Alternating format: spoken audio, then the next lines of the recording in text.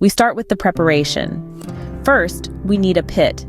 This could be a dugout hole or a cinder block pit large enough to accommodate both the hog and a fire. Over this pit, we place a metal grate or expanded metal to hold our hog. We then build a fire using hardwood such as oak, hickory, or pecan, and charcoal. The fire needs to burn down to hot coals, a process that may take a few hours. Next, we turn our attention to the hog. After a thorough rinse and patting it dry, we season the inside and outside generously with salt and pepper.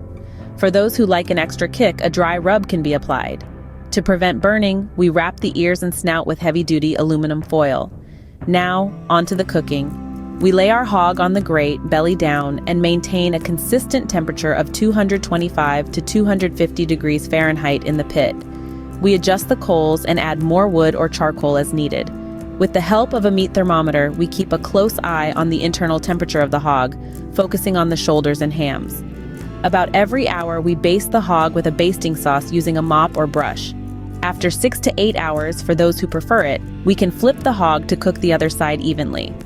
When the internal temperature reaches 195 degrees Fahrenheit in the shoulders and hams, we know our hog is done.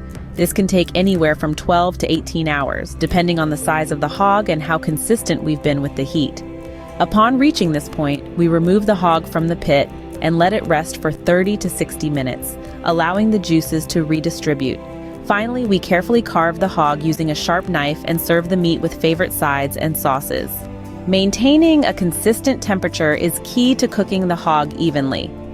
And don't be afraid to experiment with different wood types and basting sauces to create unique flavors.